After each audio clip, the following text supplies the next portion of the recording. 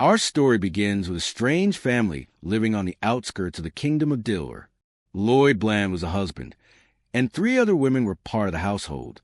Eyeballs was the first of them, though in reality, she was a terrifying dragon queen. The second woman was Alice, the family's eldest daughter and the daughter of the Demon King, whom Lloyd had slain. Lastly, there was Sophia, the Witch of Calamity, a gifted sorceress and the family's second daughter. This was the family that a god had falsely created. Today, we will uncover the history of this fantastic and bizarre family. It all began when Lloyd triumphed over the Demon King in an epic battle. Covered in blood, he received honors for being a formidable and skillful warrior. He had defeated the Demon King's entire army, 1,000 strong, with just one hand. It was said that Lloyd possessed a power not found in humankind, a strength that rivaled, if not surpassed, that of the gods. According to the Demon King, Lloyd would have nowhere to go after defeating him and would eventually lose all sense of purpose. At that point, people would begin to fear him, seeing him as a major threat to the world. As a result, the Demon King demanded that Lloyd be killed, claiming that it would be the only proper end for a great and valiant warrior. Without hesitation, Lloyd prepared to deliver the final blow. The Demon King warned that Lloyd's chosen path would ultimately lead to his own death, but Lloyd was unmoved. He bid the Demon King Duke farewell and responded to his ominous remarks. In turn, the Duke also said his final goodbye to the brave Lloyd, ultimately losing his life at his hands. 2 girls witnessed the Demon King's death. One of them was a princess, the Demon King's daughter. She had personally watched Lloyd kill her father. Her guardian stepped forward to warn her not to get too close, in case the warrior noticed them. She was the last hope for her people, the only one left after the Demon King and his army had been wiped out. She had to remain strong. The princess vowed that one day she would find Lloyd and take her revenge. She watched him walk away from the battlefield, the man who had slain her father. Half a year later, in the kingdom of Diller, the people in the royal palace were celebrating the protagonist, the brave and noble warrior who had saved the country. They praised him as wonderful, marveling at how a man from poverty had risen to greatness. The girls in the palace whispered among themselves, wondering whether he had a partner, and hoping they might become his wife. Lloyd stood before the king and greeted him.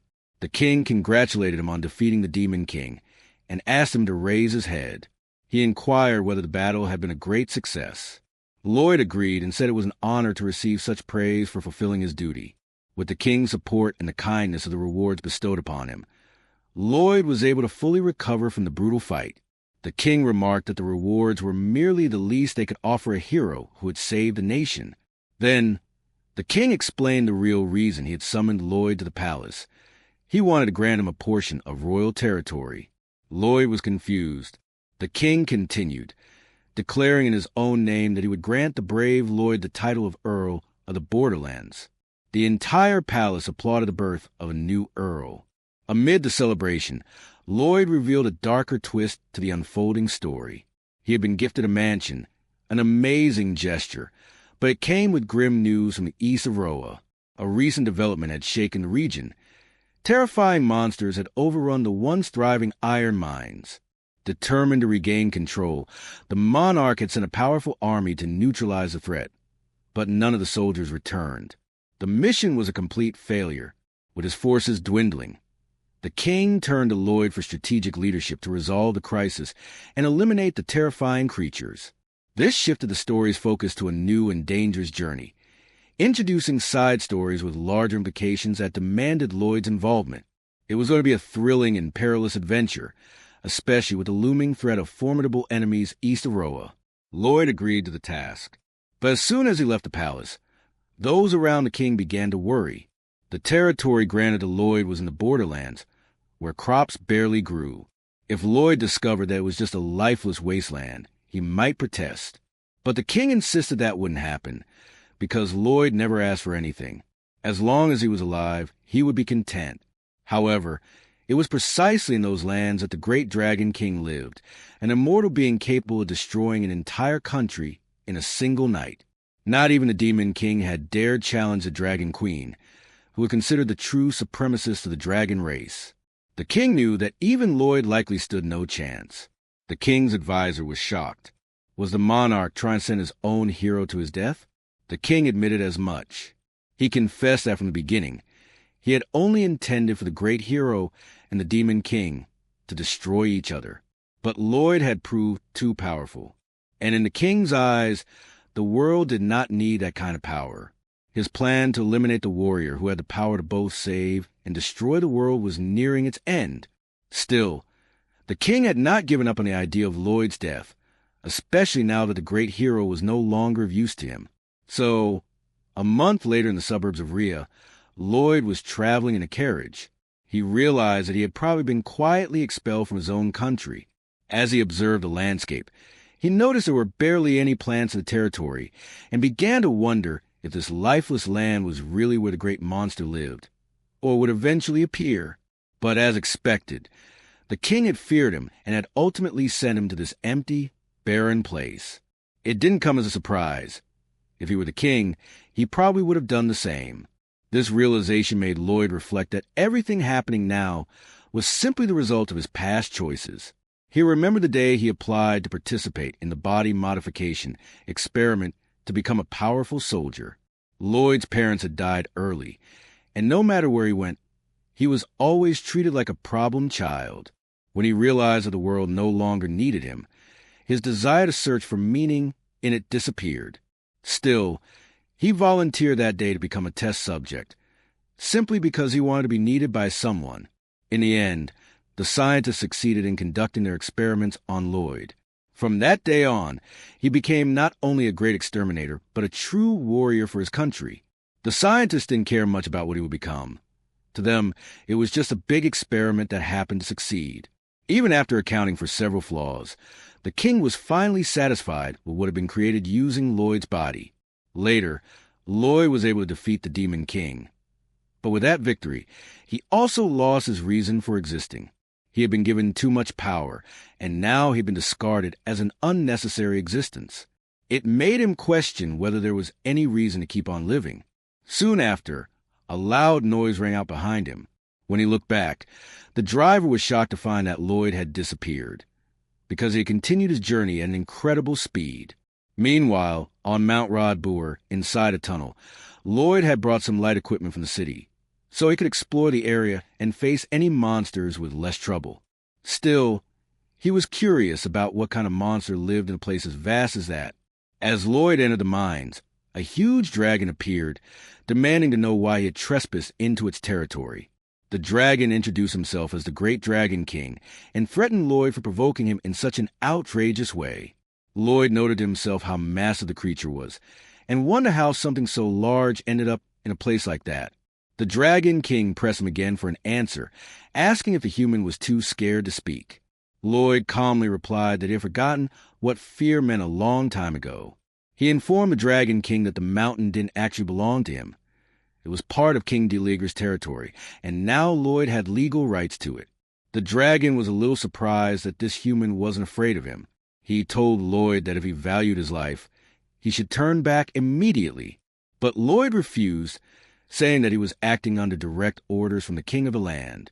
The dragon laughed and commented that Lloyd was interesting. So interesting, in fact, that he'd give him a gift. He launched a fiery attack directly at Lloyd's head without hesitation. But nothing happened. The flames had no effect. The Dragon King was stunned. Lloyd explained that he was currently using protective energy barrier, which impressed the dragon even more.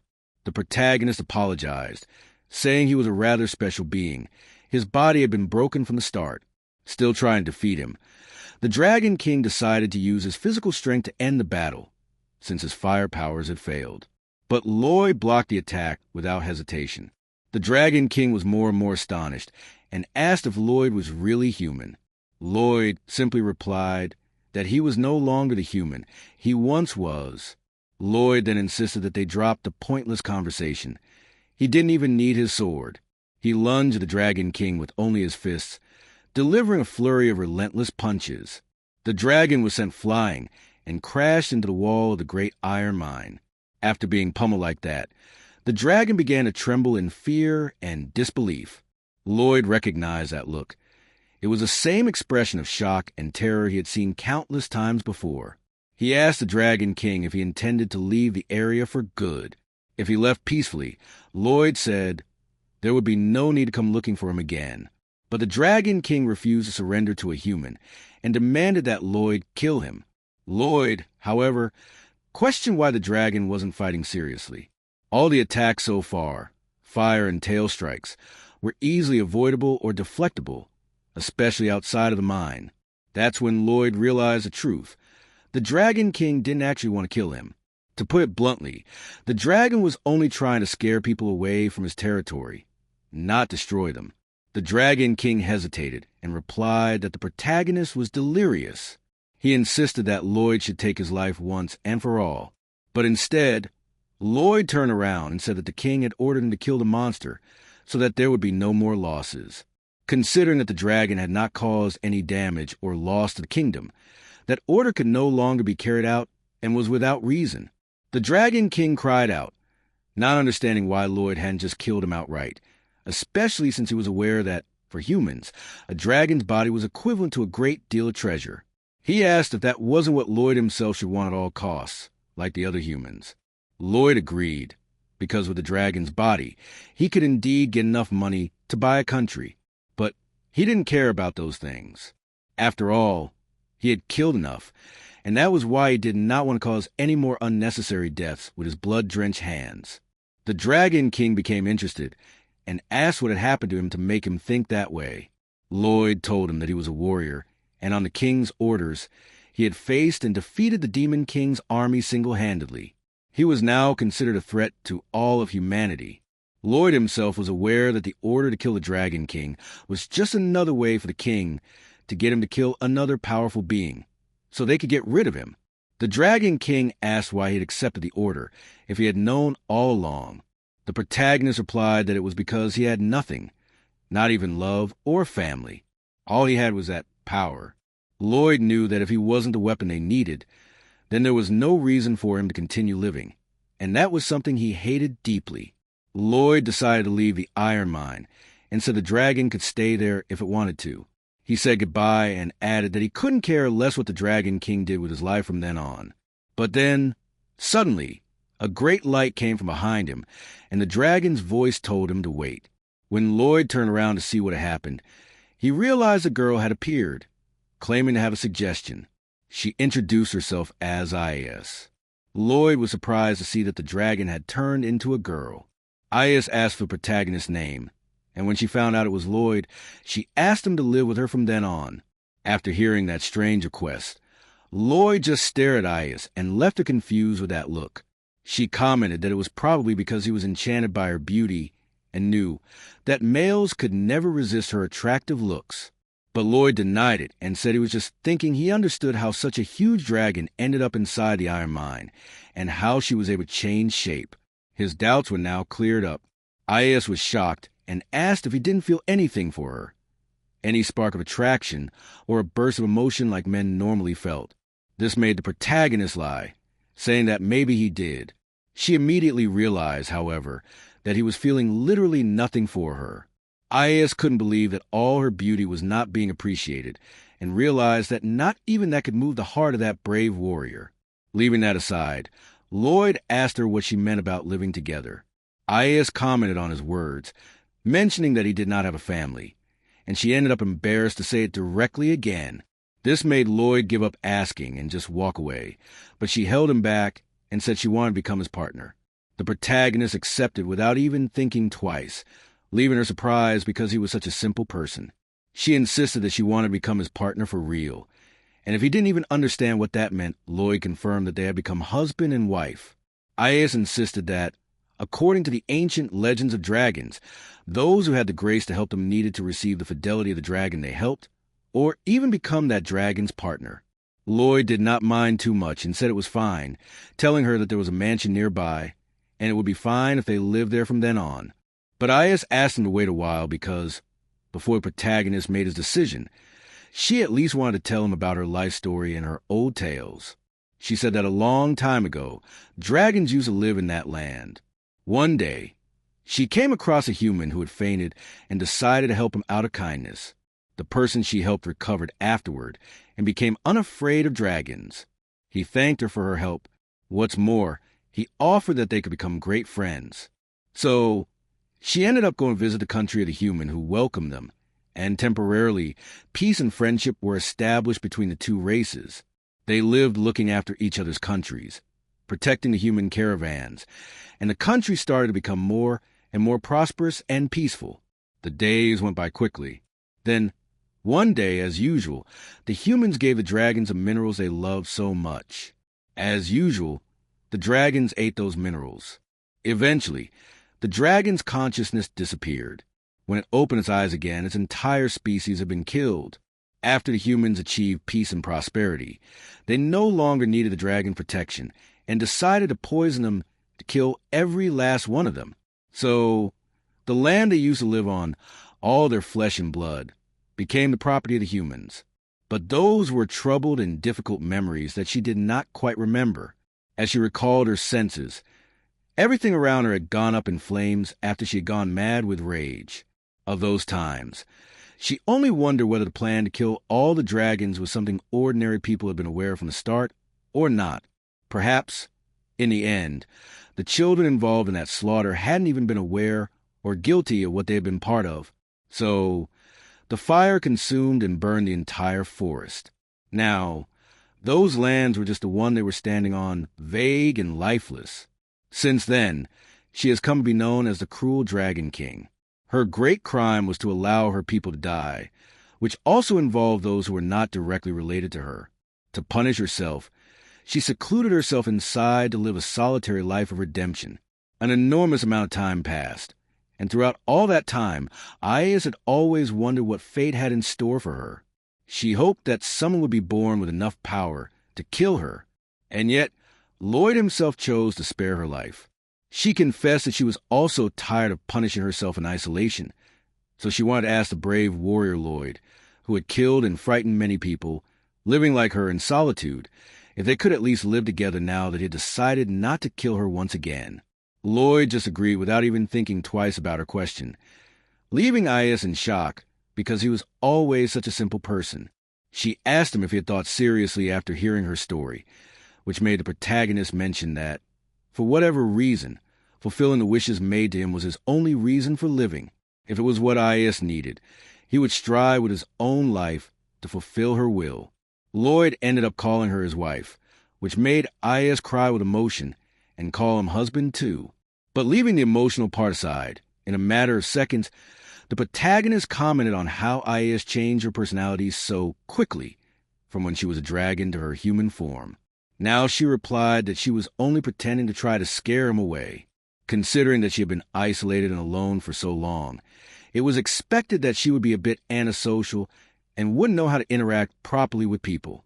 Lloyd decided to accept her answer and told her to leave, but before he told her where to go, he simply held Aias on his lap and ran out of the iron mines with her at a frightening speed. She asked where he was going, but soon Lloyd told her that they were arriving at their new home, which surprised her because it was a huge place. The protagonist said that they should choose a room to stay in and started calling her Aias as his new nickname. But Aias complained that Lloyd always had an expressionless face and asked if he couldn't express a little more affection from time to time. But in any case, she was content for the time being, because now they would be husband and wife, and he would need to make her smile a lot more from now on. Later, in the bedroom of Lloyd's mansion, he stopped to rest, thinking that it had been a long day. He couldn't believe that he was now having a family and wondered if that was his new reason for living. Thinking more about the term family, he remembered someone he hadn't been able to protect in the past, someone who was like a loved one to him. He wondered if he really deserved something like that now. Suddenly, Aias appeared in Lloyd's room, suggesting that they sleep together that night. Of course, the protagonist agreed without even thinking twice. Aias was embarrassed and asked him to be very, very gentle with her. The scene cuts to the next morning. While Lloyd was washing his face, he noticed that Aias was in a bad mood and asked her why she was making so much noise so early. This made her start shouting at him because Lloyd was such an idiot that, even though that was their first night together sleeping in the same bed, he just went to sleep immediately after lying down and did not do anything with her. This made her question his masculinity. The protagonist replied that he couldn't imagine that they were able to sleep together and couldn't complain about it because the bed was not big enough for both of them to lie down together, which only made Ayas even angrier because he was thinking all the wrong things. She told him that she was not complaining about the bed, but about him. Ayas said she had done all the dressing up, but in the end, Lloyd did not do anything, which made the protagonist apologize and ask her what exactly she wanted him to do. He asked her to tell him directly. Ayas got embarrassed and started talking indirectly about what a husband and wife normally did together, which was mating. Lloyd kept thinking about the term she used and made Ayas embarrassed again, making her ask him if he didn't happen to know what it was. He replied that he did, but commented that it was something that only happened when a couple loved each other. This made him ask if Ayas loved him, which made her feel ashamed. She deflected the subject by saying that it was something only humans thought about, because she didn't know that there had to be love involved for it to happen. Lloyd said that if it was still what she wanted, it was his role as her husband to fulfill her wishes, and commented that they could do it right away. This left Aya shocked and ashamed again, so she flew off. She said that since her partner had decided to become loyal to the dragons, she would become loyal to the humans about mating, and that they did not need to do anything until they fell in love with each other. Since Ayas was the one who suggested it, Lloyd just went along with it. She decided to go out and prepare some food, knowing that it was something wives should normally do. That conversation made the protagonist think that being a husband was even more difficult than facing the Demon King, because there were several steps and obstacles to overcome. Later, Ayas returned to the house with something in her arms, leaving Lloyd at a loss to understand what exactly she had brought. She explained that it was her favorite mineral and also a chicken that was in the area. She suggested that they could eat it that day.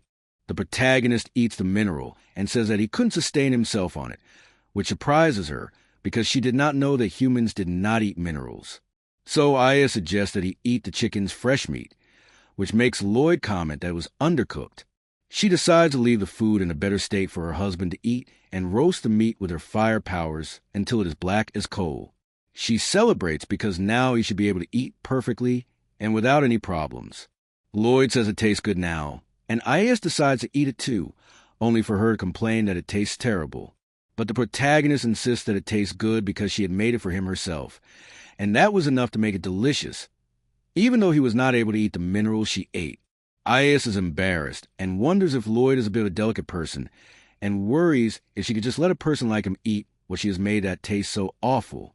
She realizes that, as a wife, her pride would not allow her to let Lloyd keep eating something bad until she could truly satisfy her husband with her cooking. Ayas then asks what was missing to make it tastier, and he replies that it was salt, which makes her realize that she had left out the spices. After discovering that he could get spices like that in town, 2 days' drive away, she asks him to wait for her for a few minutes because she was going out to get some salt. Lloyd tells her that she needs money to buy things and asks if she even has any, which makes her hesitate. He continues to ask if she has any experience buying things before, which again makes her nervous. Finally, she asks her husband to accompany her shopping. Lloyd agrees because there was also something he needed to do in town, and now that he was prepared, they could go, but she quickly stops him from going into town, carrying such a sword around his waist. The protagonist insists that they could be attacked by thieves on the way, and that they'd better be careful. Ayas replies that if they had to, just his normal monster power would be enough, which makes her sigh, wondering how he could be so silly. Ayas comments that, besides, there would not be any thieves along the way, especially since they traveled the city while she was in her dragon form. So the couple decides to head into town to do some shopping. Eventually, the two arrive in Ian's town, which prompts the protagonist to say that they should get off somewhere where the townspeople can't see them, like near the forest. After getting off and arriving in the city, Ayas is impressed by how the human world has developed and ends up going straight to the first butcher's shop she sees and starts eating the meat that was on sale. This causes the salesman to go into shock and ask for the money for the product she was eating. Lloyd apologizes to the owner and pays for the meat she ate, saying that his wife was a bit strange, which leaves Ayas shaken because she couldn't believe that someone like Lloyd called her strange when he was much stranger than she was. The protagonist explains that humans had rules when it came to buying things, and for that, she needed to pay first. This makes her apologize because she had never bought anything before, but Lloyd just decides to put that incident aside and says that they should buy what they needed, do the work he needed to do in town, and go home. Ayas draws his attention to going for a walk in the city, and the two end up in a clothes store, which she is delighted to see because her husband was always a very sensitive person. She decides to drag him along to do some shopping.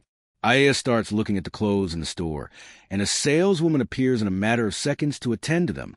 But Ayas ignores her and just decides to pick out some clothes that were pretty and asks Lloyd what he thought would look good on her. But as he just agreed with everything she was saying, Ayas gets annoyed and asks if he was really paying attention because he was reacting in the same way to everything she showed him. The protagonist insists that he was being sincere, which makes Ayas decide to try on one of the garments. This makes the saleswoman want to show her even more clothes, but Ayas refuses, saying that she did not need to. Lloyd is surprised that she would not want to buy the clothes, and she explains that her clothes were made of energy and that she did not need to buy them. She could just memorize what they look like and recreate each one on her body.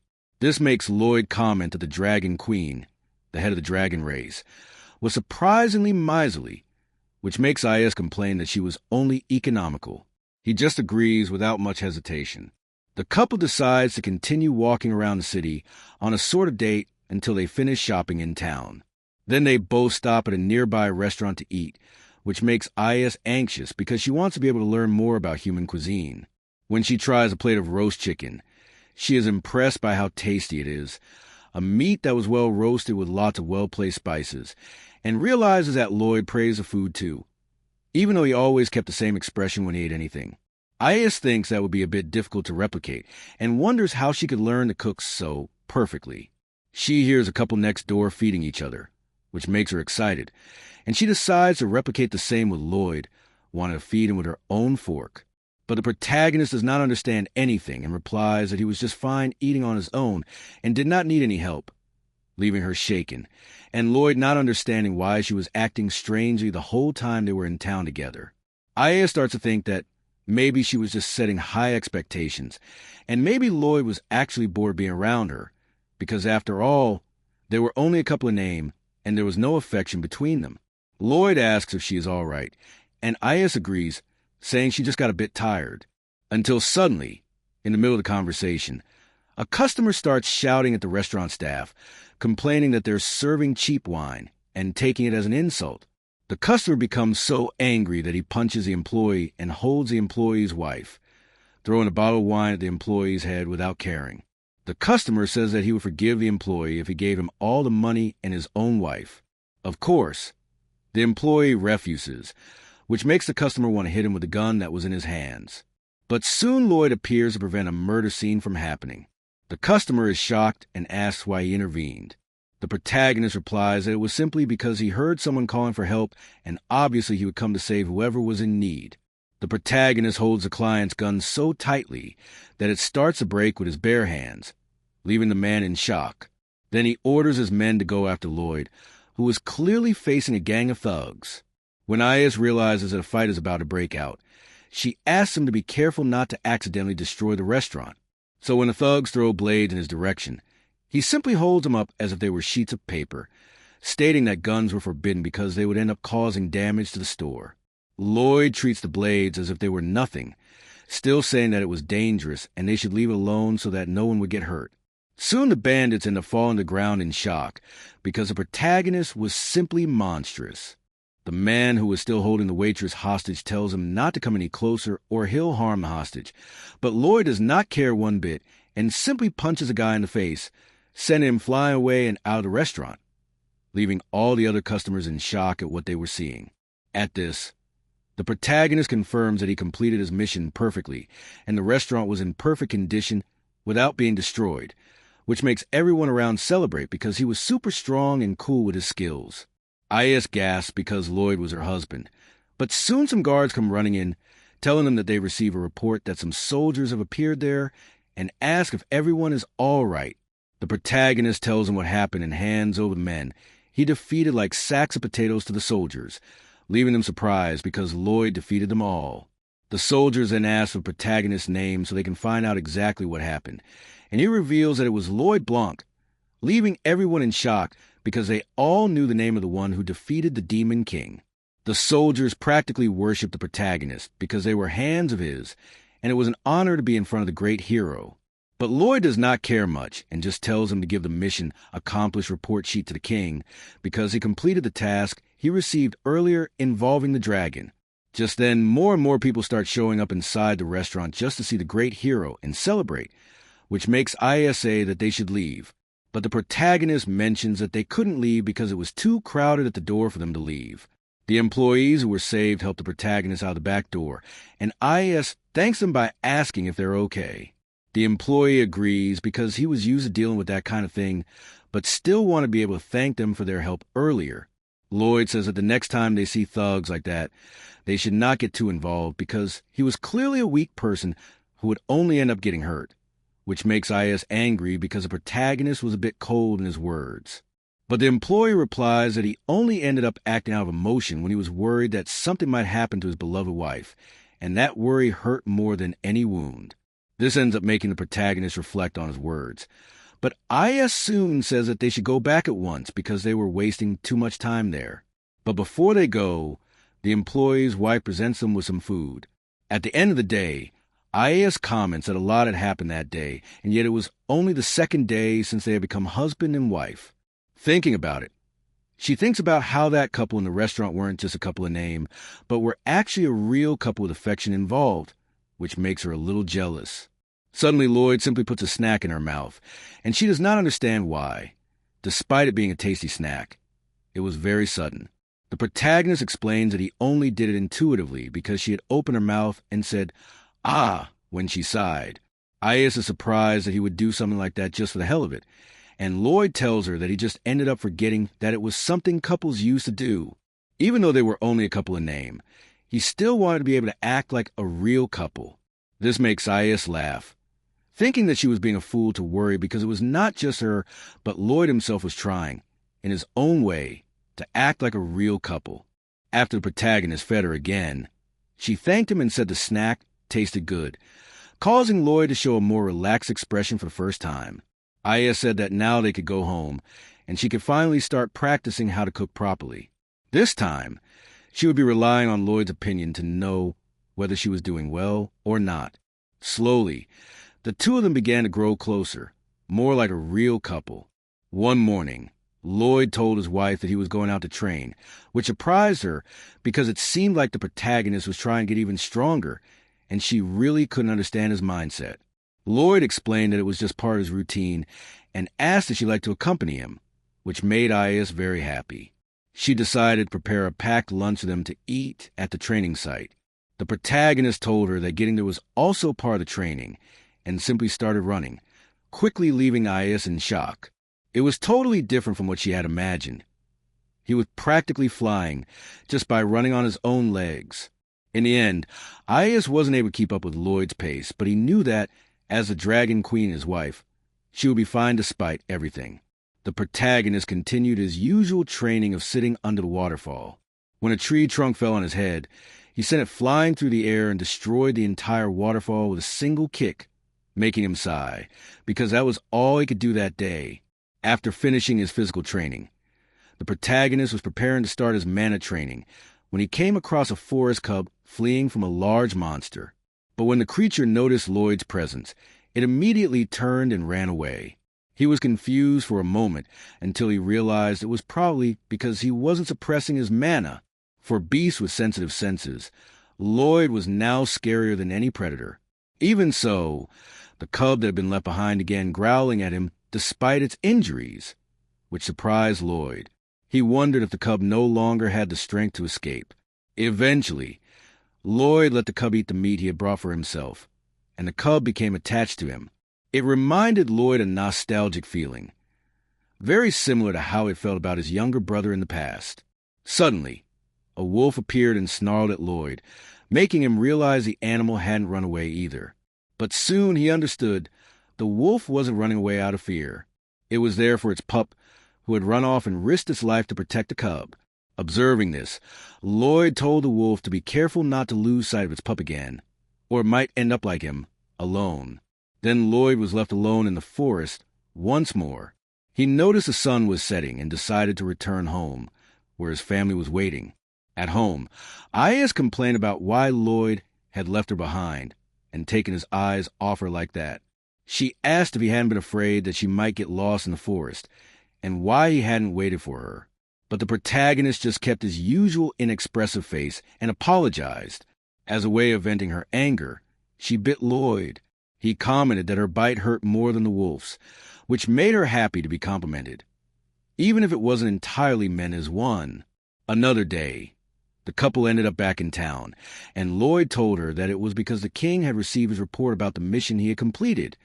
In this case, the mission to eliminate the Dragon King. Ayas asked what exactly the protagonist had written in the report. Meanwhile, the king was reading it, completely shocked by what he had just seen. His advisor rushed in to find out what had happened, and the king told her that Lloyd had married the Dragon King. The two of them were at a loss, trying to understand how something like that could have happened. The advisor began to imagine a fairy tale-like fanfic in her mind, but the king complained that yet another idiot had appeared at his side, especially since they were talking about the most powerful hero and the most powerful dragon now standing together, side by side. The king shouted that this marriage had to be a huge lie, and that they must only be working together as part of a plan against the kingdom, and should therefore be eliminated. Suddenly, the king remembered that there was someone who could deal with those two. Meanwhile, we return to Lloyd, who is talking to his wife. Ayas is surprised that the protagonist told the king about their marriage without even thinking twice. She's embarrassed, worrying that they'll now be seen as a pair of weirdos in town, especially since, at first, the king had expected them to be fighting each other, not getting married. She knew it would only lead to unnecessary rumors once people found out. Just then, a voice shouted for Lloyd from outside the mansion, announcing that a new order from the king had arrived. Ayas, already feeling anxious, trembled. The soldier outside informed them that Marquis Lloyd Blance had been given a new mission, to eliminate a cult group called the Wand of Redemption. Ayas asked exactly what kind of people were in the Wand of Redemption. Lloyd explained that they were a cooperative of fanatical and obsessive individuals who believed they were chosen by mana. Every member of that group could see and manipulate mana, and some were known and acclaimed as great mana magicians. They didn't care what happened to people who couldn't use mana, and were united by the belief that they could use such people however they pleased. Ayas laughed, thinking they probably saw themselves as mighty mages, but were likely just a small, delusional group. However, Lloyd told her that according to the soldier's report, these mages were extremely powerful, especially the one known as the Witch of Calamity, whose mana power was said to be equal to that of the Queen of Dragons. This left Ayas in shock. Ayas complained that humans weren't even supposed to know much about her, and there was no way anyone could accurately compare someone else's power level with hers. It made her uncomfortable, as it seemed like the king was once again trying to send them on a suicide mission, this time against being powerful enough to kill Lloyd. She advised her husband to ignore the mission, but he refused, which made Ayas look at him with pure disdain. She told him that he was a great hero who had already completed his mission to defeat the great demon king. He no longer owed the king anything, especially not someone who seemed bent on getting him killed. Lloyd agreed with her sentiment, but explained that unlike the mission involving Ayas, this group of cultists was actively harming innocent people. That was exactly why he had to respond to the cry for help from those who were waiting for someone like him. Seeing his determination, Ayas sighed. She knew this moment would come eventually. She declared that she would go with him on the mission, and he couldn't complain about it. Meanwhile, the cultist group was reciting a prayer, chanting that they were all equally precious and that others were equally worthless.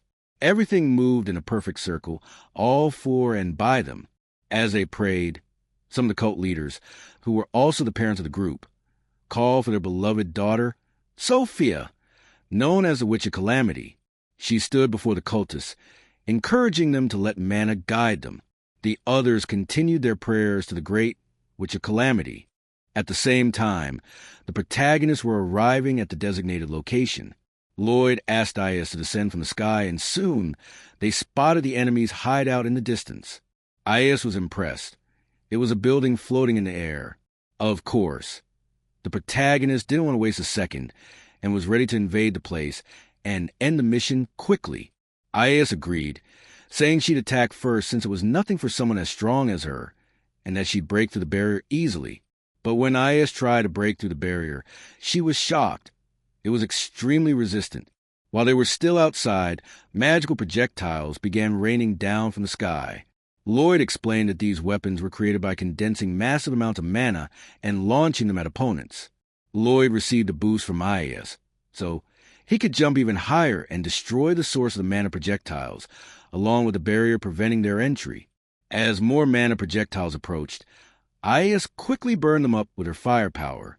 When she returned to her human form, she was annoyed with Lloyd.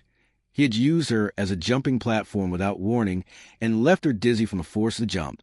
The protagonist simply guided her into the building. Meanwhile, the cultists inside realized something was wrong and discovered intruders trying to break in. When they found out the mana artillery had been completely neutralized, they shouted to alert the founder of the cult and the Witch of Calamity. But when the cultists mentioned someone was supposedly more powerful than Ayas, she immediately flew into a rage at the thought that someone could even be compared to her. The cultists used their mana to summon a golem and sent it toward the protagonist couple. However, instead of Lloyd stepping in, Ayas, still furious, took her anger out on the golem and destroyed it instantly with one blow, leaving the cultist stunned. The protagonist praised his wife for the attack, but the cultists didn't give up and continued sending several more magical soldiers at them. This only made Ayas even more focused on finishing them off once and for all, so they'd never underestimate her again. She started taking down each golem with her bare hands, leaving Lloyd baffled at what made her so angry. But he decided not to ask and simply left her to it. He continued deeper into the hideout, remembering how the cultists had earlier said they were going to inform the founder about the invasion. He followed the path they had taken, but soon had to dodge a projectile that shot past his face. The cultist who had thrown it, a swordsman named T, commented that he figured Lloyd must be the famous intruder causing all the noise, and that now he would be his opponent.